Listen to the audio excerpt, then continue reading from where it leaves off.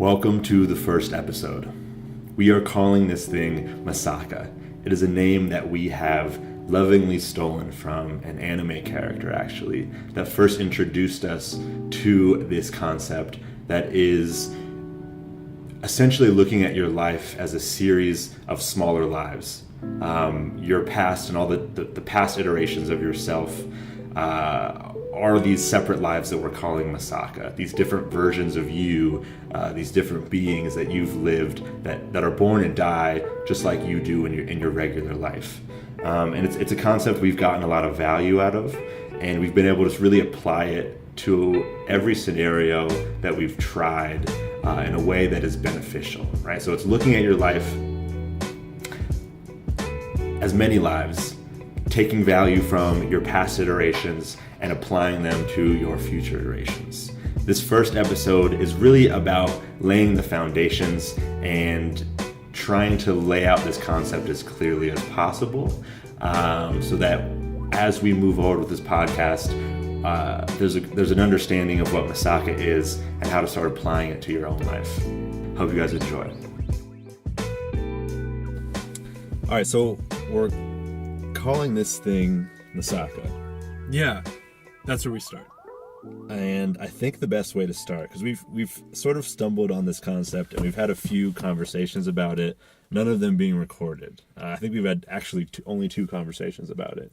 I'd say at this point, yeah, we've had two conversations that went really far, but I don't know. I mean, I think the idea didn't feel fleshed out enough, right? I mean, we could apply it and it worked. Yeah. I mean, so essentially we have an inkling that we've sort of stumbled on this estranged path to enlightenment that can sort of be gotten through the scientific method. Yes. In a way. Well, I think a good way to describe it, the Misaka concept, is that you take analogous thinking. You take something that is based in metaphor, it's based in relating to characters, and you speak through that in a way that is logical and empirical, and you try to test and experiment the theory. So it's one of those things where you're not just saying to yourself, hey, I heard once that this spiritual text told me to do a thing through a parable about a guy and a horse. Instead, you're like, okay, the guy and the horse thing is a metaphor for something that I can actually find in reality in a very real way. Yeah. I'm using story and... Yeah, it's story and science kind of mixed together. Yeah, exactly. We're calling this thing Misaka. So to start, we're going to talk a little bit about sort of how we met. My name's Aiden, and I'm with my friend David here. And how we sort of stumbled into this concept, and then we're just going to go with the flow and sort of start talking about it and see where it takes us. And hopefully it's a journey that you guys will get some value out of, because we, in just two conversations, have almost changed our lives through this concept. So, so I feel like it'd be more entertaining if you said how we met, and then we can go into it from there. I completely agree, and I think I also want to mention, because I think that it's good to open with this. I like the idea of conversation here, and in podcasts often you're listening to, right, kind of like a mobile. There's like a mobility to it, right? It's like listening to the radio. But I think that you can listen to a conversation, it feels very one-sided. The idea is to encourage conversation among people. You know, the same way that you and I will approach this, and it's not forged. We don't have a script. We're just actually having a conversation, basically encouraging that for listeners. But that's actually a good segue for probably how we met. Is just a conversation. So we lived together in a house that was converted into a 3-floor house that was converted into 3 separate apartments. And I lived in a basement with low ceilings that brushed your head every morning. And you're not a small person. I'm not a small person. Yeah. That's true. But there's no better way to find out that you're not a small person than when you're like waking up and like, you know, that you're like kind of being canned. And there was like this the constant smell of basement. It just was thoroughly a basement, and literally was a basement. You're right. But I was there for a few months, living with a friend at the time, and I was doing random odd jobs and different work. And one night I walk out and like listening to music outside with my friend, the roommate, and I hear you and Zach, your roommate, above us at the porch.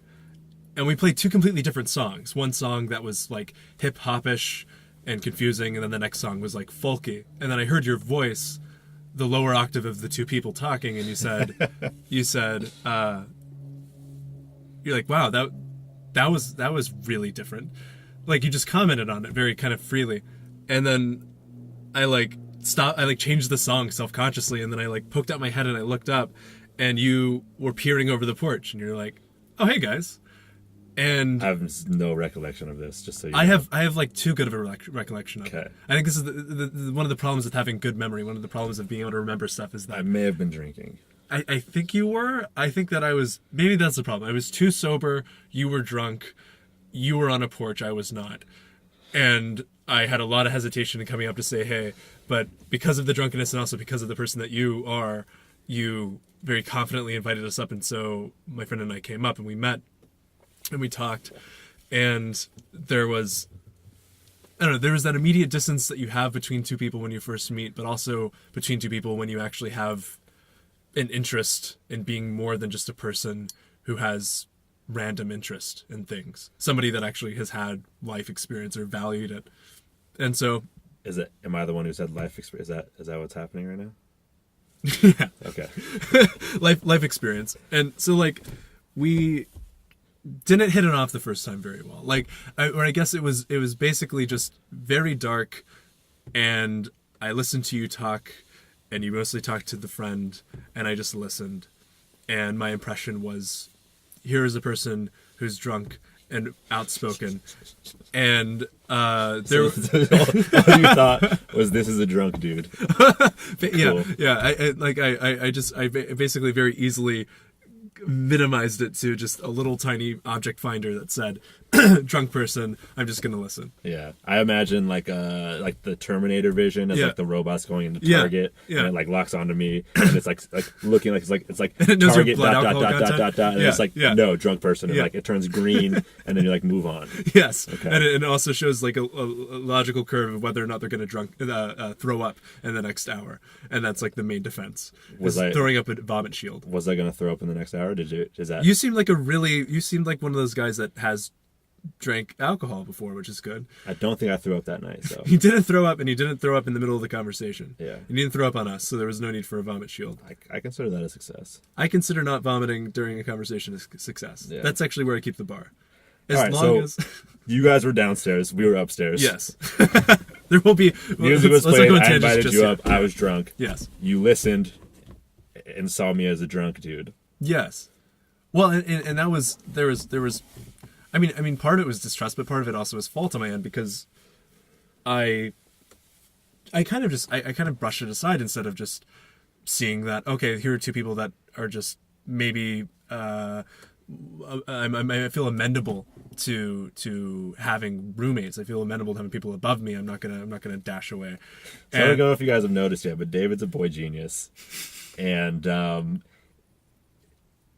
it's not easy for him to let regular people into his life. Should we just say that? That's like that's good. Okay. So what was the next? Well, so the next thing was that it was like a spring day, and it was very pretty, and it was calm outside in that way, and it was very nice. And I was alone, and I was off work, and I think you were upstairs.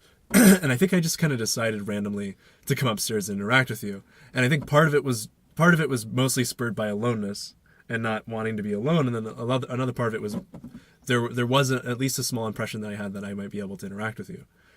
And then I came up and we started talking. And the first time that we started talking, it was just an immediate sense of, oh, hey, like this is somebody I can have a conversation with. This is somebody that cares enough to have conversation. This is somebody who would listen to interviews. This is somebody who would go out of their way to listen to two people talk on their phone, which I love because I do exactly the same thing, and we'll just sit and listen to interviews. Yeah. So we had a really deep conversation right off the bat, and we found a lot of parallels between the two of us, which led us to a lot of other deep conversations. Yep. Which led us to the other night. Yep. When we were talking about something. We were, and that's where we should start. We were talking about something. Like, okay, so, I mean, you and I were talking about, like, the travels that you'd been on. And how... Okay. And how, for like, a great deal of time leading up to your big travel out of the country, you wanted and valued the idea of being someone who explored and had experience. And I mean, I think at some point we should talk about the difference between you and I and what brought us together, and that we're opposite and also complementary in the sense that you love experience. Yeah. And I've almost hid from it and wanted just experience in my head. Yeah.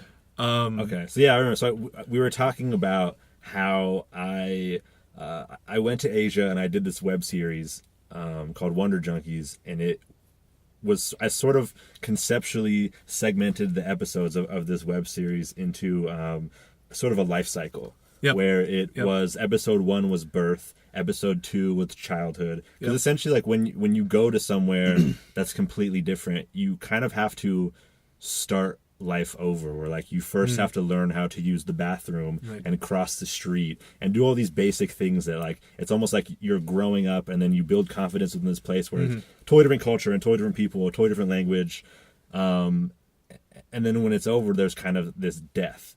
And I remember saying to you, like, the closest I've been to like what I consider a real depression, or as close as I've gotten to that, was after we were done filming, when I was still traveling. There was this like couple month period when like I felt like I was in this rut where like I would meet the same kind of people and have the same kind of conversations, and like this thing that I started for spontaneity had become a routine. So the spontaneity had become the routine, and it had lost all that magic of the thing that I was going for.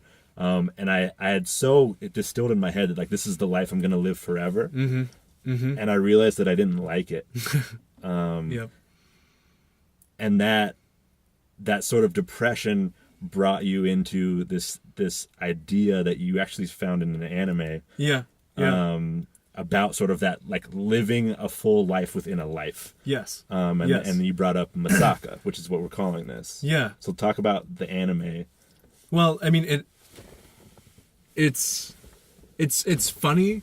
it's funny to, like, in retrospect, to look at a concept that's brought you any value and realize that the circumstance you were in when you found it, and the thing you were watching was an anime. The circumstance that you found it in was you sitting alone, probably Cheeto fingered, eating a snack, just alone, watching something. And I like the idea that you were Cheeto fingered eating a different snack than Cheetos. Also. I was Cheeto fingered eating a separate snack. Eating like a salad, like something that was just that had no relevance at all to being on my fingers and wasn't. Except that there's just Cheeto dust. Yeah. So you're in a vat of Cheeto dust watching anime, like any common weeaboo, and you're drawing value from it. And so basically, I'm watching this anime, and it's called Railgun, and the basic concept of Railgun basically is that there's this essentially. In the same way that, many people have viewed higher science as being magic, or science that hasn't been explained yet as being magic, there is a world, a separate universe, where higher science has been regarded as magic, and those that have the ability to access and use this magic and have basically these abilities, and probably only mostly used for military purposes, are put into select schools where they train and hone these abilities. And there's this character named Misaka in the story that is the basically the Top Gun, the Tom Cruise, if you will. Was that Top Gun? Okay. Yeah. And so there's probably enough of a Misaka is Tom Cruise and Top Gun. Anyways, so there's this girl who is exceptional at using her abilities and understanding her abilities, and she's at the top of her class. And basically there is, as always, a third-party agency, an evil group, that decides to pick from her DNA and clone her. And they clone her endlessly. And the idea is basically that you use a genetic algorithm of sorts to evolve these clones of this person with exceptional abilities over time, more and more and more of them. And each of them are individually distinct in their abilities and at completely different points of maturity and their grasp and harness of their magical energy. And essentially, when you talked about this idea of birth and rebirth, and death, and these things, and the cycling of life, it made me think about this idea of loss of comparison. You no longer compare yourself to other people or to other things because you view yourself as one cloned Misaka. A Misaka at some point, individually, at some point in her life, at some point in her skill set, and you're one of an infinite number of those. And basically what that led me to was what I thought would be a really helpful mental tool, what started to become a really helpful mental tool, which is viewing yourself as one of the instances of yourself in your life. And the cool thing was that we remember we didn't just go from, hey, this is an individual part of your life that you remember. There's an inherent death and rebirth and like life pattern to making decisions, making tasks, and raising skills.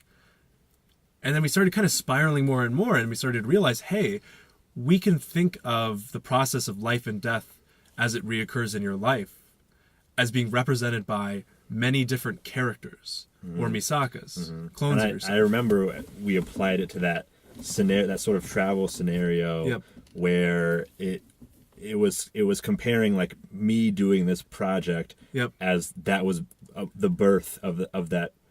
And I was sort of already thinking of that as I segmented the episodes, but like that was my birth of a certain Misaka, of a certain character in my life.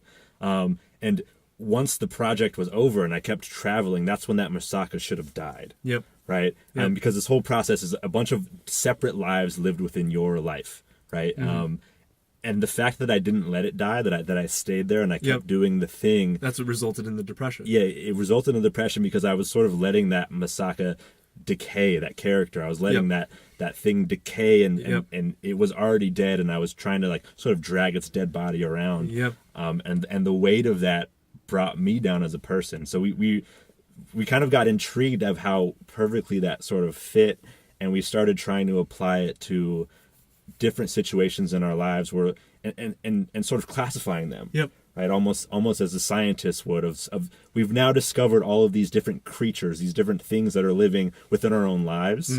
So looking at them as a scientist who is discovering new species and classifying them by their phylum and genus and species and all those different things. And we started to sort of think of ourselves as these Misaka researchers, if you will.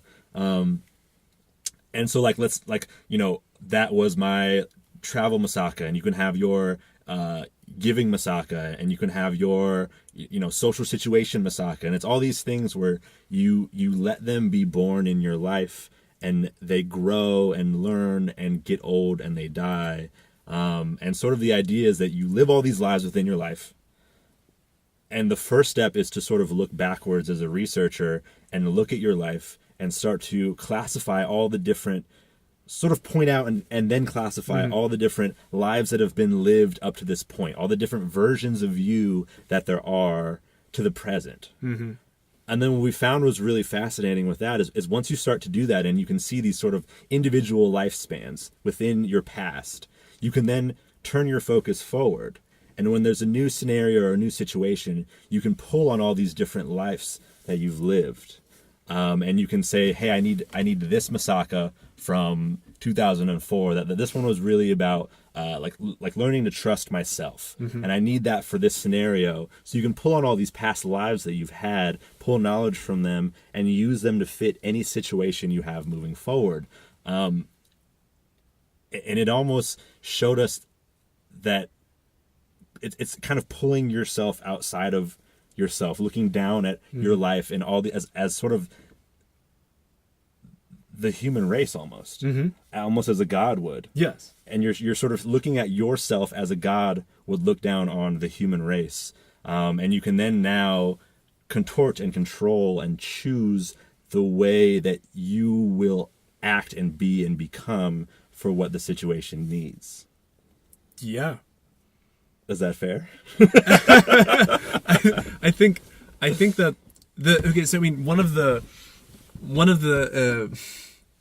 one of the fun things about the Misaka idea and the idea of being a Misaka researcher is that you're not just pulling from this idea of multiple lives lived for one reason, and you're not just regarding it as just a theory that branches a few predictable ways.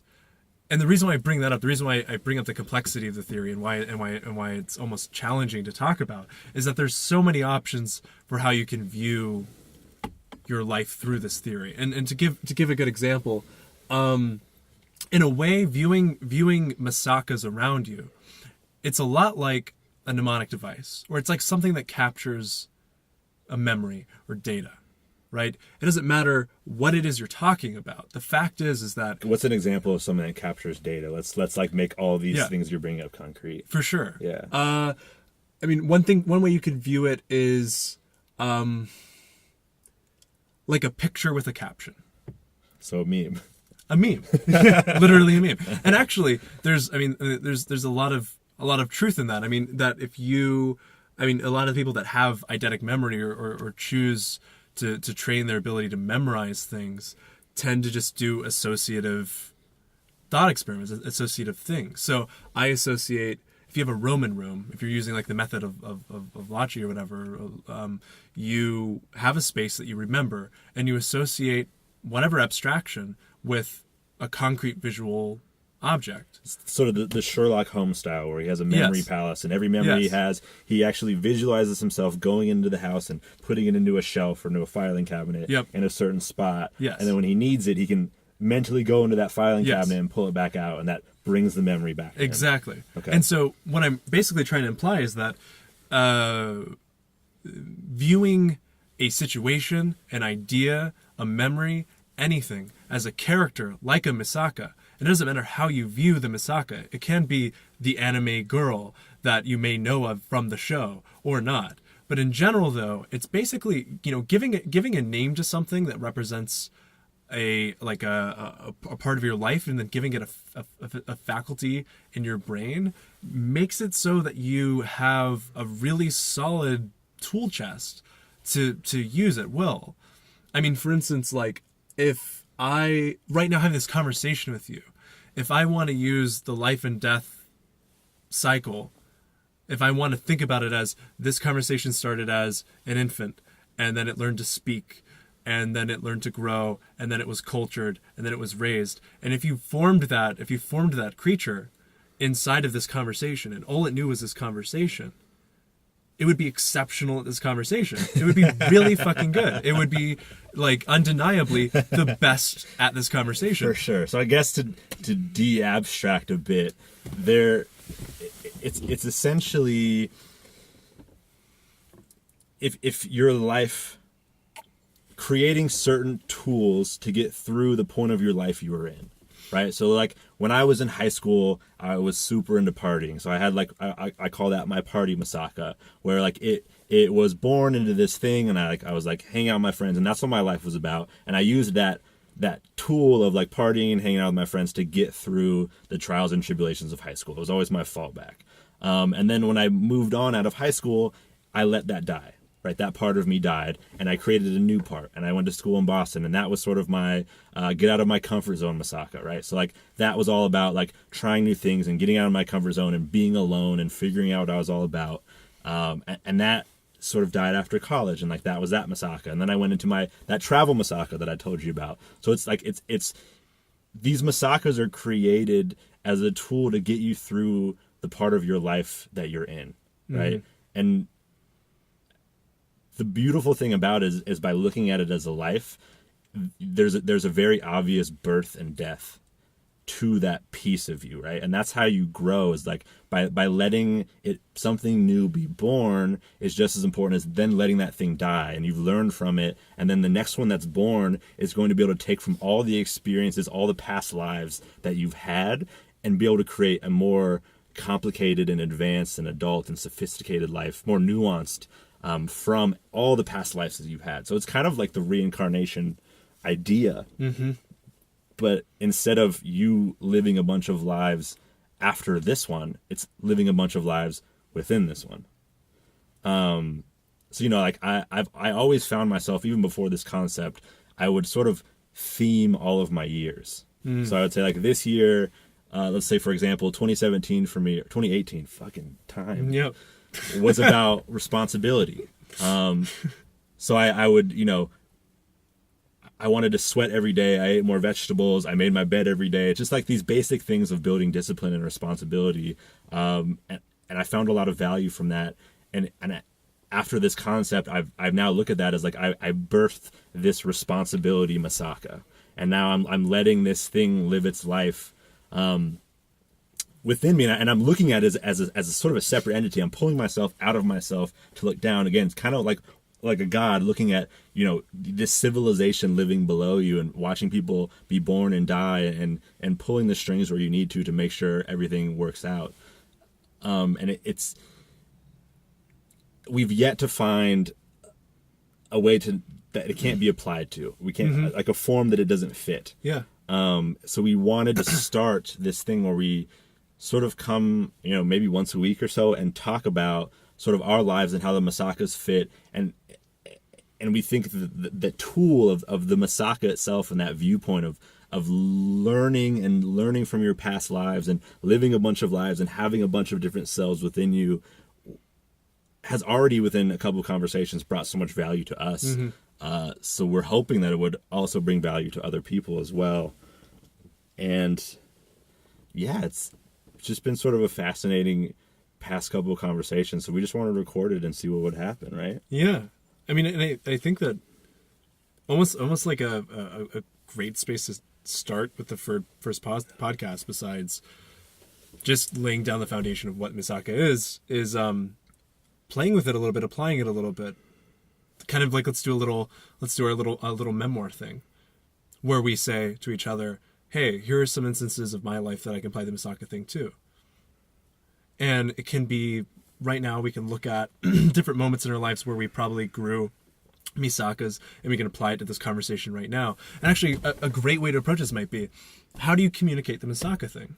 How do you communicate this really abstract thing, right, that has a few different layers, not just including just a thought we have?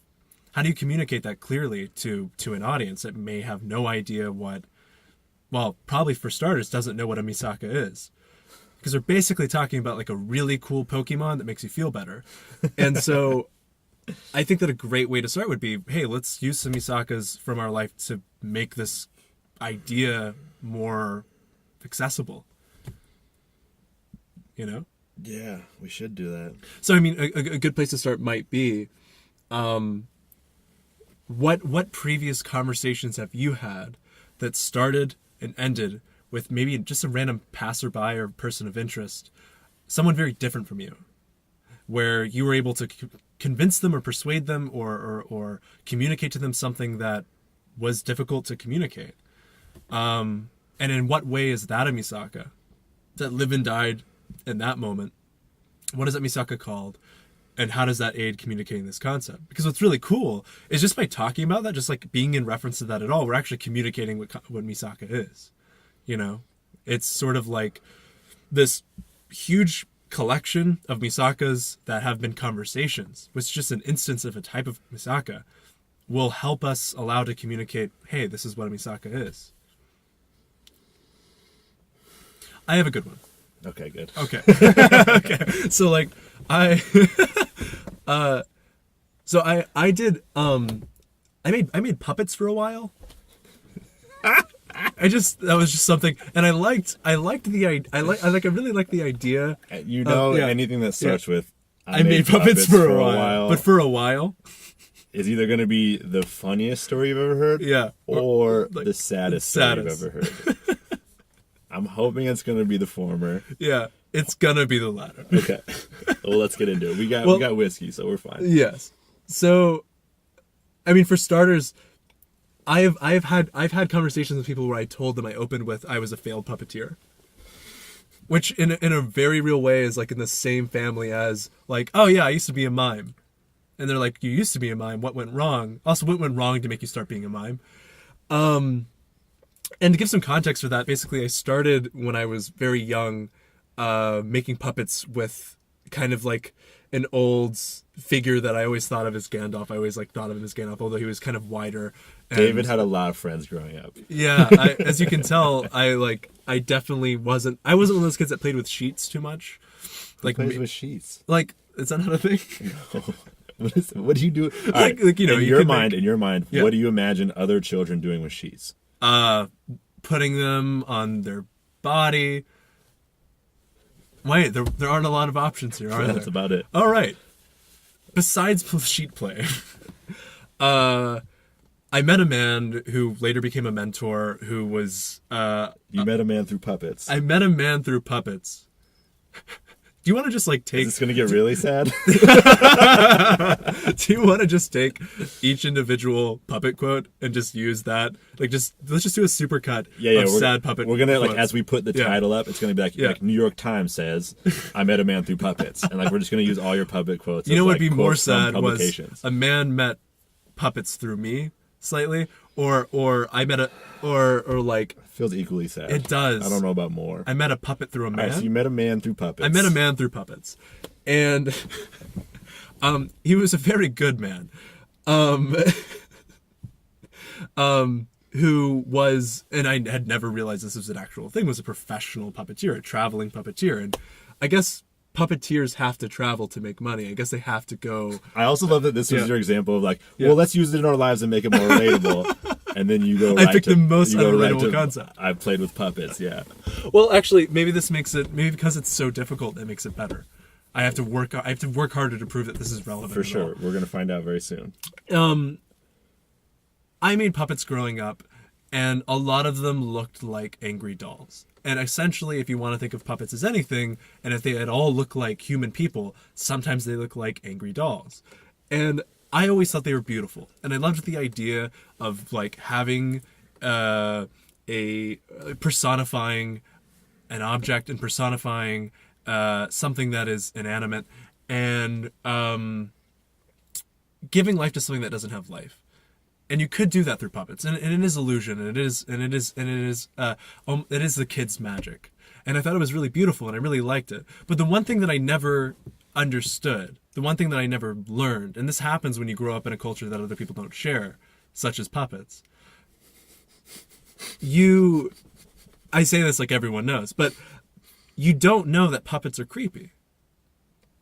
Like, you don't know, like, when you're like, making... Yeah, you don't have that point of reference. When like, you're making puppets, the last thing you think is... My puppets are creepy. Right. Or, like, I'm in like, a workshop right now that isn't very big, and I'm with a man who's 50. And right now I'm making something that looks a little bit like Richard Nixon. Like, there's something about doing that where it seems hilarious that you don't see it's creepy. But again, it's like it's removed. So, yeah, I think it's cool. I think it's great. I totally support this puppet that looks a little bit like a man that looked like a mistake. Like, that's fine. But I still didn't get that. And now, I didn't know that until I went to high school. And I had a senior project, and that was common where I went. And so you have a presentation, and you pick a topic of any kind, and you write an essay about it, and you present it, and you use a PowerPoint, which is like... What PowerPoint is actually like if you're unprepared. I think that's like the best way to describe a PowerPoint in my life. Is if you're unprepared, a PowerPoint is just public speaking safety net. Exactly. So, I called it the stringy hero's journey. I love that you just choose to tell the most embarrassing story about yourself. I feel like, you know, that's the most relatable story. We're like we know each other, and I guess like to get to know the listeners, let's have them lower their respect for me as much as possible. Let's get it out of the way first. Yeah. So, I brought this puppet to school, and his name was Hot Dog Joe. This is turning out to be much longer. Holy shit. So I had a puppet. I made it. His name was Hot Dog Joe. He was food themed, mainly hot dog themed. I didn't see the sexual innuendos there. He had a belt that had like a mustard and ketchup, like condiment. That's an elaborate puppet. It was a very elaborate puppet. He had a huge nose that looked like a sausage. I'm assuming there's no pictures of this. No, I was like, I'm now seeing how like phallic it was. His name was Hot Dog Joe. His nose, like his nostrils and nose together looked like a penis and balls. Like, I didn't mean to. He had a sword. Like, it was just as many possible things that you could possibly penis-wise put in a puppet. I mean, there's some subconscious shit there that we'll get into in Can we call episode. this podcast Penis-wise on a Puppet? I know it's gonna be I met a man through puppets. But Okay, yeah. we'll get into all the subconscious shit of that in a later conversation. Point being, I bring this puppet to school, and I'm really excited to show people, and everybody's terrified. Like, I'm like walking down the halls. I'm like, hey, do you want to see this thing I made? People gasp. So how tall are you now? I think I'm like 6'3" now. Okay, how tall were you in this time in high school? I'd say I was like 6'2". So you're this 6'2" man walking down the halls of your high school with a penis puppet, and you don't walk like la-di-da, like you walk with intent. So I feel like you were like moving your arms and like taking big steps, walking down the hall with a penis puppet. Like almost as if like you're not like walking through a space, you're like walking at people with a puppet. Yeah. Okay. I'm now seeing the issue, but I don't know if it was the puppet. It was just the whole thing. I think it was probably being what looked like an adult man with a puppet in his hands approaching you. Yeah. Which is enough. Yeah, like it looked like you were about to beat someone to death with a penis puppet. That's what I'm picturing. He's also wearing like a full Neo.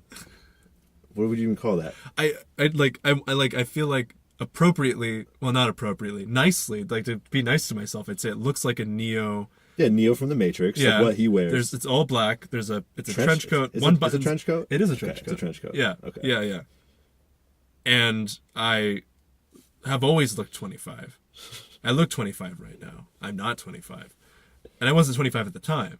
All right. I aged. Penis puppet, high school. Approaching people with a penis puppet. Yeah, Misaka. Yeah. Right. This is why we do this. Okay. Mm-hmm. So, and I have this presentation, and I come up in front of these teachers and also some parents, because parents volunteer for the student projects here, and I start explaining to them my love for puppets. And very quickly I begin to realize that these people don't understand at all. And some part of them is really trying to smile. But you know when people like smile, like they like are learning how to smile? Like they haven't smiled before? As much as I really want this metaphor to happen that you're making, I just have so many follow-up questions to this fucking strange ass story that you chose. So okay, what was your presentation like? What were you actually presenting on? I was basically sharing why puppets were not creepy. All right, so you had started to have this inkling, yes, that puppets were creepy. I suddenly learned this in high school. Yes, at the worst time. So you planned this presentation before you got to school, or did you just bring this up on the fly as you walked down the hallway with the puppet? Would it be less creepy? Which is creepier? Is planning it, because I feel like methodically planning out how to bring a puppet to school. That's definitely more like shoot up the school creepy. But well, there wasn't like a gun hidden in the puppet. No, I know there wasn't a gun. You're not that type of dude. But like, not everyone knows that. As you wear a trench coat, talking about how you walk down the hallways with a penis puppet. But so how did you first discover? We're not even going to talk about Misakas anymore. I'm too fucking interested in this story. When did you first see in the mirror, right, of society that puppets might be creepy? I think I first saw it when someone else saw it. Like the first person who reacted as your puppet. The first person to see the puppet that I made was the first person I showed a puppet I made to. Okay, so the first external source you brought into puppet life. There weren't many people that I brought into puppet life. There was the one first man. one you did. Yes. And that was not the 50-year-old man who you met through puppets. Yes. So who was this person that you brought in? This was Niles, the friend that I roomed with when I first met you. Okay, so not pretty recent. Yeah. Well, I mean, so I met him about 2.5 years ago. Okay. So it was about 2.5 years ago. Niles was the guy that lived with him in the basement below Yes. my apartment. So he was the first person you brought into your puppet life. So were you already living with him? I was. Okay. I was. And you said, hey, bud, check this out. Well, it was a lot cooler than that. How much cooler was it? Like about as much cool as you could guess from somebody like very innocently and happily sharing a creation of their life with you. with absolutely no idea how creepy it is. The thing that they made is a thing. All right, so you showed him this puppet. You were really excited about it. You just wanted to show him something you created, and like, what was your expected reaction? My expected reaction is that, and this is one of those few things when you really love something that you don't necessarily want to know what the mirror is. So you don't want to know what someone's going to say partially. And so my anticipated reaction, I think, was that. So you had a sense that it could be bad. It could be negative response. But I see, the thing is I thought I was going to be rejected for like not being a good enough puppet. Yeah.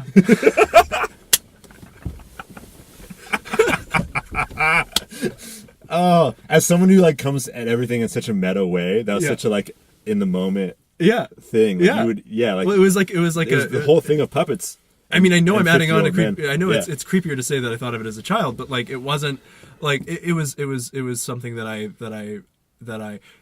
maybe this imagery isn't the best. It was something that I created, and it was something that, and usually even though I'm off the ground and I try to be on the ground, with certain things, the few things that do put me on the ground are things that I make.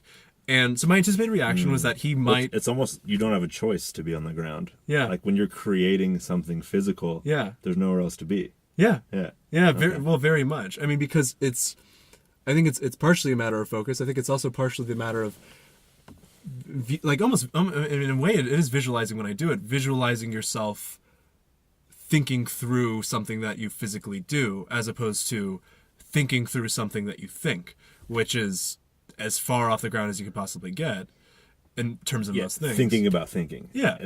And as much value as there is there, right? I mean, you can go too far. But with creating something, there's a certain point where you're just thinking through something that is very much there. And when you make a puppet, it's so tangible to a point that you're there with it. And my anticipated reaction was that either he'd think it wouldn't be a good puppet, so he was going to judge me on like style. Yeah, your actual puppet creation ability. Yeah, he understood puppet creation. Like he had a puppet creation ability like index that like everyone does, and that I was going to be judged for that. Or he was going to be really impressed that I made this really cool puppet. Or he was like, "Hey, bro, why aren't you just playing with sheets like a normal person?" Well, I mean, that was of course the third thing. It always is. Yeah. It usually goes puppets and then sheets. What was he just like, "Yo, you're weird"? Like, what did he say? He didn't say I was weird. He paused, held back what either was a cough or a laugh. It might have been both. And then he said, What? And then I said, what? Yeah, that'd probably be my reaction. And then he basically followed that with, I can see the values in puppets and stuff, but I'm going to be honest with you. Do you know how creepy this is? And I said, got it. No. And that was the first time you've ever could even imagine that puppets were creepy? I think it was the first time that I allowed myself to acknowledge it. Because for a long time I really hid it and kept it as a personal thing, and it felt like a personal feat to make these really meticulously designed. So you showing it to him was huge for you. That was like a big leap of faith that you were taking. I think in a very real way, yeah. I mean, it did take a lot of trust. I mean, that's actually like really beautiful. You know what? Thanks. Yeah. Yeah. You know what? Puppets are still creepy, but like like contextually, that was like a really beautiful thing. Like something that like you've never shown anyone. You've been doing it your whole life, and you decide like this is the person I'm going to show this thing. Yeah. It's been a big part of me. To someone else. Well, yeah, and also there's something about spending a lot of time making something, and then so much of your like will or energy being put into just a moment of judgment, which is a very strange thing. I mean, like imagine spending. It's like if you, writing's a good example. If you spend like a long time writing the manuscript for something, anything creative, yeah, exactly. So it's a part of yourself. Like you're putting a part of yourself into the physical world, and if anyone judges that thing, they're saying you're not worthy, or they're judging you. I mean, this is one of the really almost disturbing qualities of making something, is that when you make something, it's observable, and because it's observable, it's capable of being judged. For sure, there's nowhere to hide it. Yeah, and the thing is that I think again that's one of the beauties of being able to think. And that's also one of the supposed beauties that you begin to admit to yourself or think to yourself of the security of having thoughts and not sharing them, or just having thoughts and not making things, is that somebody can't observe the thought that you have. I mean, you can express it through words and somebody can judge it, but you can always shift it. Yeah. So it adds, creating art or something physical or something creative, it adds scalability to your thoughts that you're not going to be able to have in a one-on-one conversation with someone. Yep. Like if you create, Van Gogh created a piece of art Yep. and it's been seen by probably 1 billion people. Yeah. If he just had that concept or that idea and only passed it through conversation, it would, first of all, only be able to be passed through his lifetime. Yeah. And it would probably be gotten out to what, maybe 1,000 people? Yeah. Yeah. Or So- because his stuff wasn't viewed. Yeah, Again, not a it's- Van Gogh expert, but definitely wasn't somebody who was viewed very often when he made his stuff. For sure. So like creating that, it adds scalability to ideas, Yeah. which is kind of a way I've never even thought about art before. But okay, showed him this puppet. I showed him this puppet. He said it was creepy. He sees so it. that put you on this like war path of like, nah, motherfucker, puppets ain't creepy. I'm gonna bring this to school and make a project and use reason and logic to show the world why puppets aren't creepy. Like, there's a part of me that wants to disagree with it, But I'm but spot it's the fuck on. so spot on. I remember like talking to him, like almost like it was weirdly pleading, and I was trying to like tell him why. I was like, no, like you have to understand, like puppets aren't creepy. It's like, Okay, first of it's all, exactly like the situation. What was your presentation called in high school for that? It was puppetry, the stringy hero's journey. Puppetry, the Stringy Hero's Journey. So this plea Yes. to Niles, your old roommate, was the birth of Puppetry, the Stringy Bingy, whatever the fuck you just said. I mean, more. I think more accurately, because this is something that somehow we can decide is accurate or not. The thing I'm talking about. This was the birth of me, like, confronting in front of people the vulnerability of something that I made, and having to communicate to people why I made a thing. So I think if anything, that was what was born there. There's so many like parallels to like death of childhood in this metaphor. That's really solid. You know? Well, shit. I mean, actually, the moment that you have to start explaining why you make something is kind of when that part of your childhood dies. Because, I mean, it's the whole John Mulaney bit where he's like making a bottle rocket or something. I forget exactly how it goes, and like no parent comes up to the kid and says, "Oh, why'd you do that for?" And then John Mulaney goes like, "Well, I'm bored and I decided to make this thing that's like basically lethal." And like parents don't necessarily always come up to the kid and actually ask, and then have the kid have to have reasons for why they're explaining their reasons. Yeah. It's just a kid making something. For sure. But I think the moment that you have to, like, you feel compelled socially, if you're compelled in society to explain why you made something, that's kind of one of those indications that, like, hey, You're not a child anymore. I'm not a child anymore. So bringing it back to the point of this fucking podcast, that moment in your life where you showed this puppet, like you showed your childhood to someone, and it needed an explanation, or it was judged for being created. That was kind of the death of your child Misaka. Yeah. Like it had now run its course. Like this thing where puppets was this part of your life, or was this outlet where you're expressing yourself. The moment it had to be, you felt the need for it to be accepted or not. Was the moment that Misaka kind of died, and it sounds like you clung on to it for a while and went to high school and had to literally clung on to the part of my childhood and brought it with me into physically brought this puppet. Yes. Yeah, this childhood Misaka. Yeah. And instead of just letting it die there, you dragged it into school with you. Well, I mean, and that's one of those things, right? Is when you hold on to the thing that dies, it smells and it rots, and people notice, and you notice, and you know that you're just carrying it. And I think the problem is that I wouldn't have actually experienced embarrassment if I would have come to school, even with the puppet and all this stuff, and packed it. And by the way, I brought all my puppets in a guitar case. And of course. Yeah, why? And it was like tied, like it was fastened together with a belt. Like, I know this doesn't make sense, but there was, if I would have come to school with these things, or if I would have presented this as like, no, this is just a reflection on something I did when I was a kid, And these are the reasons why I liked doing it as a kid. And this is actually... It would have been totally different. If I would have said, hey, dude, this is a reflection of the value of having something that you like doing as a kid. Yep. This is who I was. This is my childhood Misaka, and it's dead now. Exactly. But this is what it was about. Yes. Let me show you that. Yes. Would have been a completely different thing than saying, like, Yep. this is cool, you should like it. Prove to you, carrying the dead body around and being like, and literally a little Look dead at this a dead lifeless fucking penis in my hand and tell me that it's beautiful. This is my childhood. Fucking look at it. Yeah.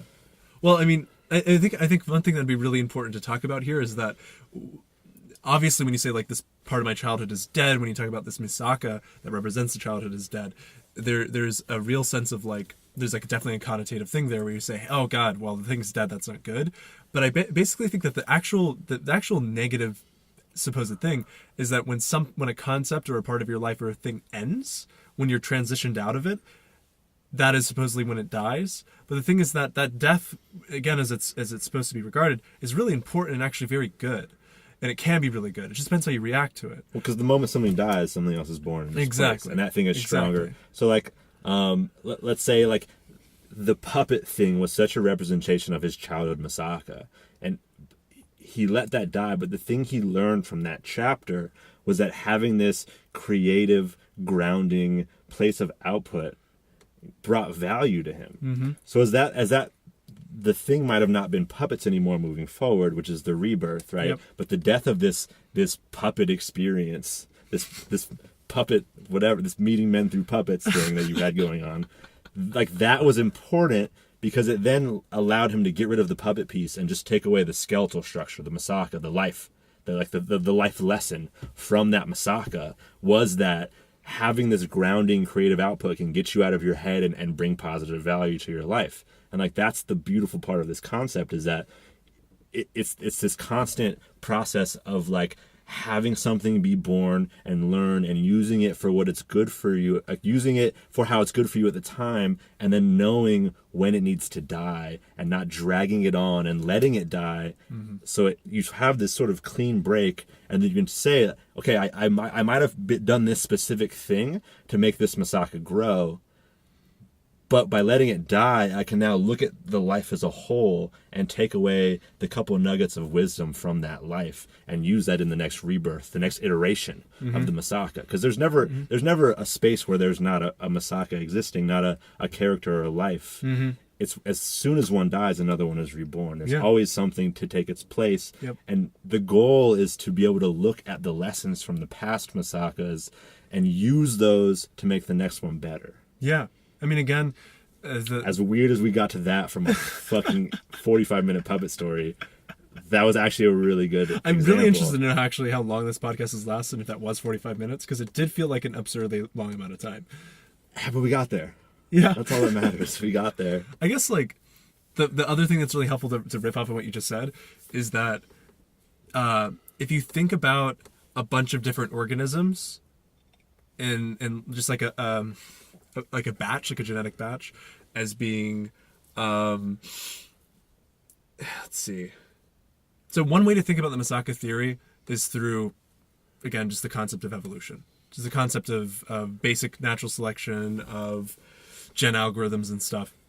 And what I mean by that is, if you view every concept that you've past experienced, or any idea that you've worked with and that you've packaged and that you use as a tool, if you view that as being something that is used later on to evolve a later idea, if you use that as a means to learn from where you're currently at, then, and if you view those things as just different parts in evolution of an idea. It's mutation from the foundation before it. So it's everything building off each other to adapt and become what it needs to be in the moment. Yeah, and it's basically just, it's the ability to view your thoughts and the concepts you form as evolving things, and giving the name Misaka, giving it that container, that little identity container, makes it so that not only do you remember this thing, but you basically can place it in that little thought experiment place. You can then say, I'm not just like making metaphor, I'm not just like waxing poetic about ideas that I've had. I'm saying that these ideas that I have, the thoughts that I have, my cognition can be placed in a little evolutionary container and run through to change how I think and how I interact with the world. And I think that's like one of the really nice things about the Misaka thing is that you genuinely are saying, I am to learn from myself. For sure. Well, it's almost like if you zoom out a lot, Yep. human evolution, let's just take that, Sure. has been all of these different species of human growing and evolving and learning from each other. And you're taking your life and you're stretching it out to that sort of time span. Yep. So you're looking at your life just like human existence. Within me, there are all these different species of human that are learning and evolving and growing from the past iteration to get me to where I am now, right? And the goal of this concept is to say, here's where I am now. I can look into the past just like a scientist would, looking back at the different species of human and saying, oh, it's like anthropology. Like these people built this stuff out of wood. These people learned how to use metal. These people were great at living in the trees. These people were great at living in the deserts. These people were great at this. And taking all these lessons from past humans, right? And looking at your life, like there's all these past humans in me. This human was really good at being in social interactions. This person was really, this life that I lived was really great at introspection. This life that I lived was really good at responsibility, and using those to then formulate your future decisions, and the ways you act to things in the future, right? And looking at this as a scientist, again, we kind of see ourselves now as Misaka researchers, right? Where it's like, let's say you are a scientist who's looking for new species and you find this island, right? And it's kind of like looking at yourself as an island with all of these different species living on it, and they're dying and living and evolving and changing. And you're showing up on this island and you're going, okay, there's all these species. I'm going to categorize them by different things that they have in common. So these are going to be the ones that are, the extroverted species and the introverted species and the artistic species and the mathematical species. And it's looking at your life in that way, where you're then classifying all the different versions of yourself that have been, and taking the lessons from each one of those versions of yourself, so that when you look, when a difficult situation arises or a new situation arises, you now have all these lessons from the past humans or the different species on the island that you can go like, ooh, this Misaka, this version of humanity where they lived in the trees in the desert, this version of myself where I was like really social and was all about partying is going to be great for this dinner or this party or this like, work party that I have coming up. I'm going to pull the lessons I learned from that life, from that Misaka, from that version of humanity, from that species I found on the island, and using that one for that scenario. Jesus. What's up? This is going to be a really breathy, long, fun fucking podcast. Yeah, there's a lot to dive in. Yeah. And this is going to be the hardest one for us because we weren't recording when we naturally got there. Yes. So having to catch people up, it's going to be easy when we're just actually having conversations and like applying it, kind of like we just did with your story. Like that wasn't planned. Like you said that story and we found a perfect fit for Misaka. Well, I guess that's kind of what our lives have become. It's like, as we talk, we go like, holy shit, that's when the Misaka died. Exactly. Holy shit, that's when that one was born. Like we're discovering, we created the structure that we can now apply to every situation that we talk about. That is going to be probably the funnest part of the podcast, is that you as the listener will get to listen as we kind of just very naturally find Misakas that are relevant to our journey right now, and hopefully through that course find those same things for yourself. So once like the concept is clear enough to you, in that same way that he and I will talk and we'll say, oh, fuck, probably definitely in the middle of the podcast, that's that thing. Yeah. Hopefully, eventually you can get to the same point and do the same thing. I promise it'll happen at some point. You'll be like, fuck, that's when it dies. Yeah. And the thing that's we've found the most value out of currently is sort of gauging our lives and where we're at. And through our conversations, we've sort of now been able to say like, dude, you know why you don't feel great about this thing is because you're not letting that Misaka die. Yep. And that Misaka is supposed to die, and you're holding you're dragging the dead body. Or with actually, you now. also on the other side of it, instead of like just the things that die and the burden of holding on to it, knowing when things are just beginning. knowing when a Misaka is just born, because like being like that's the infantile stage of this thing that you're trying to do. Exactly. Because then, I mean, the cool thing about this concept too is if you view yourself as a Misaka researcher, as we do, and which is a really funny idea, but it'll sound less douchey every time you hear it, I promise. But like, basically, you can learn patience through this concept if you view the stage that you're in life, or the idea that you're working through, as being something with a lifespan, something that has an infant stage and a childhood. It allows you to forgive yourself more. It does, because you can say like, oh, like that part of me is in that Misaka is still a baby. Yep. So it allows you to be okay with making mistakes, because you see that piece of you, that part of your life that you're in, as this thing that's like learning and growing, and like it's gonna fuck up. Yep. It's in an infantile stage. And that's a really freeing thing to one, accept that it's gonna die. Yep.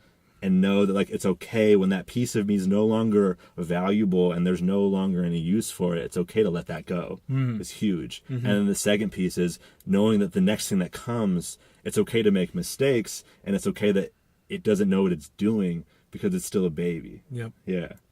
Giving these things time is just about as hard as recognizing when it's dead. But it's equally important. The other thing I do want to briefly talk about is like puppets. Fucking puppets, man. Well, like it's kind of like, just as you mentioned, this is the first podcast where we're kind of trying to, I mean, we've already synthesized this idea a lot, but also we are in a sense repeating a conversation we've had. So there is this overall sense of like trying to return to a space. It's like, again, when you're literally trying to remember something you were going to tell someone. So it should be known very well that like from this point forward, we're not necessarily going to always pick a topic for every podcast like we did here. We won't even be talking to a microphone to you guys. We're just going to have conversations and apply this theory as it comes up naturally. And you know what? Actually, I think that's the best way to describe it. This is not just a podcast of us talking to people. This is just going to be you and I talking as we do, and it's just going to be a mic there. Yeah, being Misaka researchers together. And there'll just be a mic sifting next through to our us. data. Yeah, exactly. We'll be sharing our data. Yeah, and using that to say like, hey, like I know you have this problem that you're dealing with. Exactly. Here's a Misaka that I had. Yep. And that's the most beautiful part about it is as researchers we get to share our research with each other. So like if I'm having trouble with my girlfriend or with work or with this thing or with that thing, he can go like, oh, like I actually have a Misaka for that. Yep. Let me tell you about how I've used it and share this research and share this species, this class, this phylum of Misaka that I've already researched, and here is all the data that I have, and you can use that. And that's the coolest part, is that by having this as a mutual thing between the two of us, is that we get to share those things completely. And our research together is more beneficial to our single separate lives than just our own research. Also, it gives even more purpose to your individual life, because it's through having this conversation with you that I've started to regard myself as a Misaka researcher and a researcher of thought. And as a result of that, when I'm alone, I'm gathering Misakas, and part of the interest, part of the fun that I start to have when I'm alone now is like, oh shit, I've discovered a new species. I fucking obviously got to write it down in the journal that we just made. You know, like it gives you a reason to sort of rake through your life and all the things you've done, to put it into this context, to put it into this format, so that you can pull value from it and add it to your Pokédex. It makes fucking exactly. And it makes introspection less tedious, because you're viewing it as having reason for doing it. So it gives structure. Yeah, exactly. Yeah. It's not like you just start and you go like, well, what the fuck do I start thinking about? You can just, as moments of your past pop into your head, you now get to apply this concept to it and go, cool, what Misaka was that? What can I learn from that Misaka? How can I now use that Misaka into the future? Put that shit in my goddamn tool belt. And it's in the tool belt. It's in the goddamn tool belt. Damn right. Yeah. I mean, we'll call it, for the sake of this podcast, you'll put it in your puppet guitar case. And bring it to school. Yeah. I think that, this podcast episode is the intro, and the idea is just to continue researching together and sharing with you guys. So Yeah, so we're gonna keep researching these different Misakas in our lives, and I mean, there's a bunch of different things we can do with it. We can interview people, we can sort of help people apply Misakas to their life and move forward, or we're gonna have conversations. So we'll see where it goes, but we wanted to just sort of lay out the foundation and try to portray this concept that we've stumbled into, that we've already had a few conversations about. So if there's any unnaturalness to it, it's because we're trying to revisit these things we already talked about. And from here on out, it's just going to be us talking about the shit we already would be talking about with a mic next to it. And we will obviously be applying this sort of Misaka researcher lens and concept to all of these different things that are happening in our lives. So yeah, let's see what happens, guys. Yeah, let's see where it goes. Okay, the one last thing I want to say, because I guess we should always have like a PS that I will probably end up saying once the episode, before the episode ends, every time. We're not like the way our education formed in our lives when we went to school and stuff. The things that we've studied, the things that we've learned, yeah, it's added up to this, but in a very real way, you're just taking part in two guys who have landed on something and want to share it. So it's in just us just being two friends who talk. And so there is no like weird insistence on this being something that you have to find online or something. Just view it as two guys who are trying to learn from their experiences together and really gladly are wanting to share it. Because we're going to do it either way. Yeah, I mean, I guess you could just see us as your puppets. And, if you really wanted, you could put us in your guitar case. If you listen, if there's a man out there who wants to teach puppetry to a boy, tell him at some point it's creepy. Just a little bit. And on that bombshell, we'll see you guys on the next one.